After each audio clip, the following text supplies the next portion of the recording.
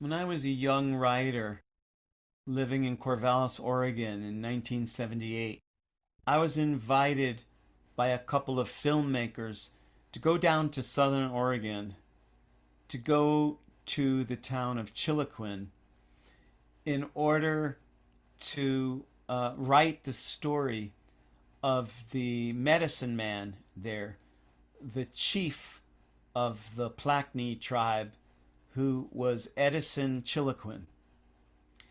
And Eddison Chiloquin had a house in town on Chiloquin Street in the town of Chiloquin, but he was also living on an Indian village where he had found the ancient pottery shards of his earlier people from his tribe.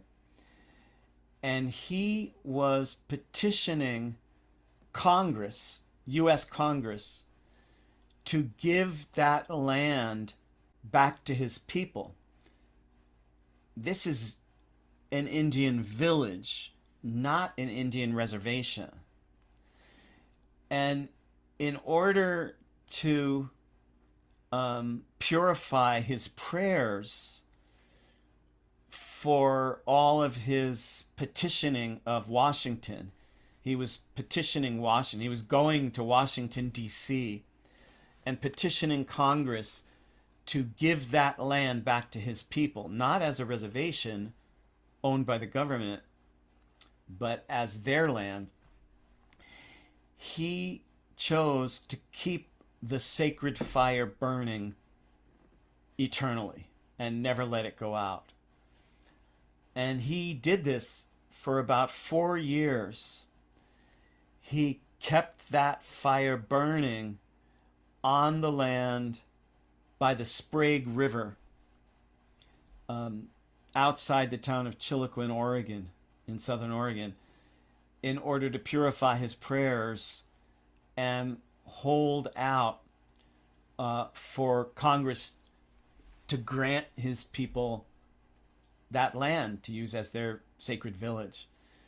I went down there with the two filmmakers who were shooting footage of Eddison and the other people who lived there in order to to ask questions and to take notes and to do interviews so I could write a voiceover for their documentary. But once I got there, I was overtaken by what felt like the spirit of the land, and it felt to me like the filmmakers were caught in some other kind of energy, and I it didn't feel right for me to work with them.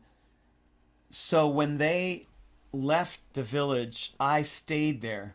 I got the permission of the chief, Eddison, to stay there.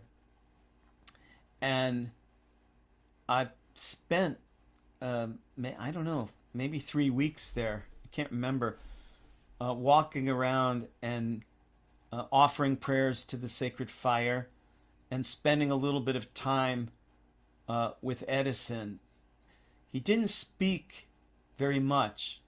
He was a man of very, very few words. He was a small man with a long black braid all the way down to his waist.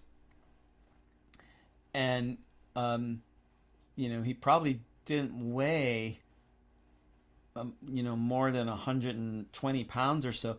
But I watched him pick up huge tree stumps and dump them on the fire so that they would burn all day long.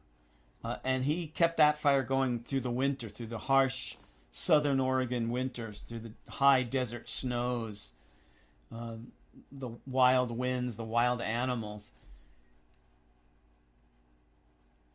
And from being on that village and hanging around with Eddison Chiloquin, I learned to calm my thoughts to calm down some of my young man's need for attention and recognition. And I realized that the few things that Edison said to me, I remember one of the things was I said to him, um, uh, oh yeah, it was logs, right? I said to him something about picking up the stump, and he said, stumps have roots. And he made me realize that what I was looking at getting thrown into the fire was a log. It wasn't a stump. And, that would be like the only thing he said that day or for 3 days. Stumps have roots. And, and I realized that of the few things that he said to me during the whole time I was there, it was like he was planting seeds in my consciousness that he wasn't explaining, but maybe over the years might sprout and grow roots and blossom.